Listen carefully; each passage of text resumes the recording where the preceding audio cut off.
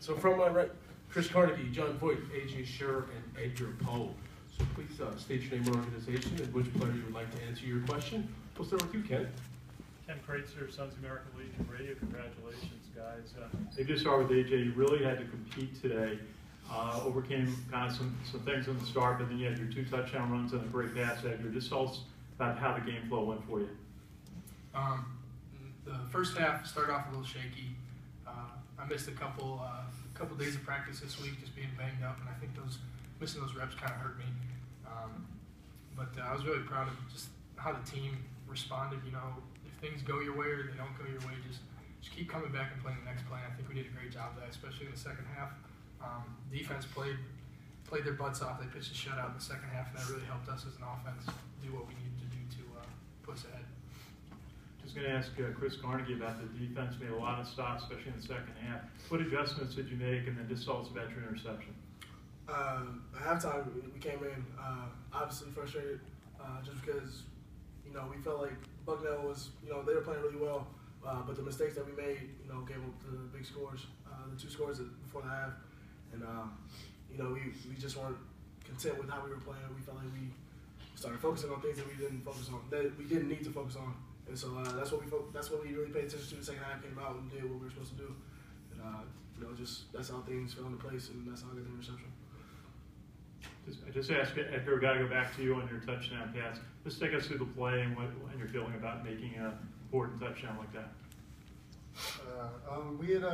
We talked about it on the sideline, giving the shot to one of the receivers. You know, and Coach WR and A.J. were right there in that conversation. They'd asked what type of ball that they wanted to be thrown, and I just said, give it a 50-50 ball. I'd rather jump for the ball and try to make a play on the ball than have something catastrophic happen, you know, trying to throw a back shoulder pass or something. But, you know, the line protected it really well.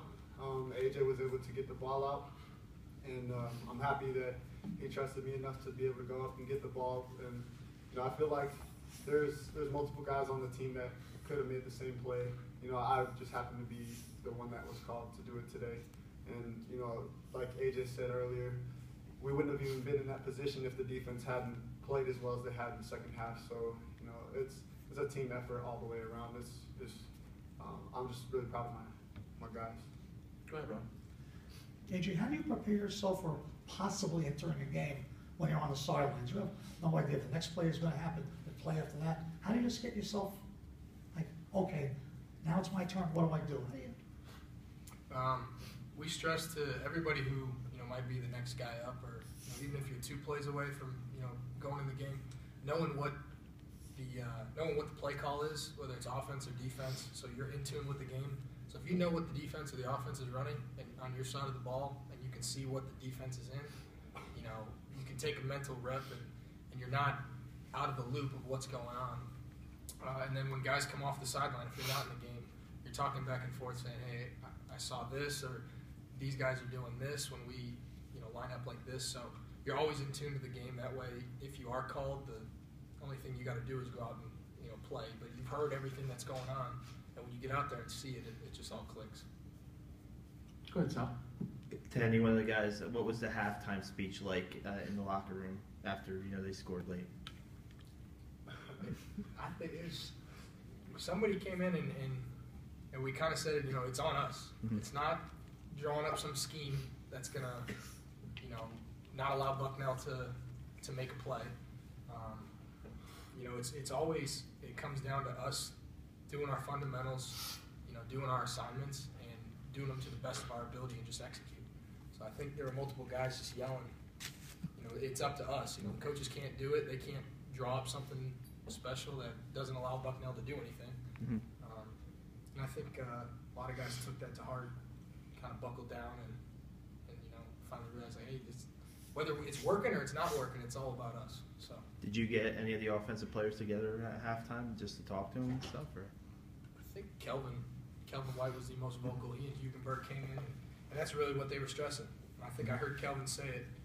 You know, whether we're marching down the field and moving the ball at will, mm-hmm. or you know, we're going 3 and out, it's usually on us. You know, yeah. Very rarely and give credit to the opposing team. Sometimes they come out and they'll make a couple plays in a row and they'll get us off the field. But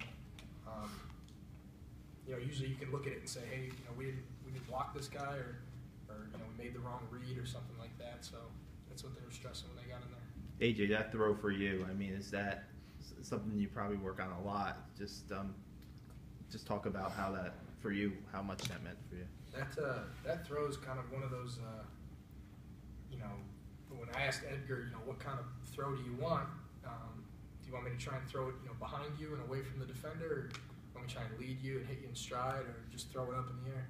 So just throwing it up in the air it's kind of like a grade school play. Just go down there, I'm going to throw it, you go get it. And the offensive line did a phenomenal job, the fullback and the slot back on the protection.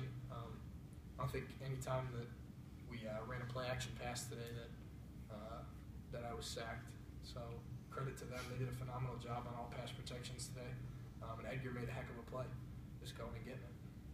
John, can you just talk about the pressure the defensive line got on the quarterback? You maybe didn't sack him, but you forced him into some quick throws today. Yeah, definitely. I think in the in the first half we weren't where we wanted to be when it came to pressure. We felt like we needed to make more plays as a front and get more pressure on them. So I think in the second half, we really came out and started making less mistakes and getting in his face and started refining our techniques so we can make plays. And yeah, we didn't sack them, but we got enough pressures, enough hurries where I think it affected their offense and their drives. So A couple of defensive notes there. Bucknell had 69 yards of total offense in the second half, and for the game they were 2 of 12 on third down. So, can you get another question? Just going to ask AJ, it seemed like it was tough running up the middle against those two big defensive tackles they had, and then you went to the outside and ran 31 times. What did it take just to try to open up the running game? Bucknell had it seemed like they had a mindset of we're not going to let you run the ball in the middle. They're a heavy pitch team, and they're kind of outside perimeter guys kind of wanted to funnel everything back in. They didn't want us to get the ball outside. And you saw when we were fortunate enough to get the ball outside, we picked up some good yardage. And teams are going to do that. You just got to find a way to move them out of there, or if they want you to kind of try to test your luck on the perimeter, we got to do our best to get the ball out there. And I think we did everything we could and just found a way to get the job done. Just any of the players, what you thought about winning a game at home and it being in front of your core cadets? Chris? It's extremely important for us.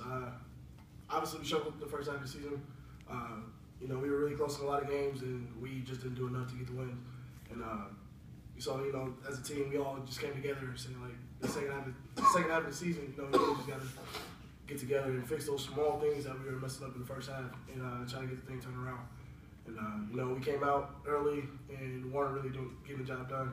At halftime, everyone realized how important it was to turn things around, and what we weren't doing. Came out second half and got it done.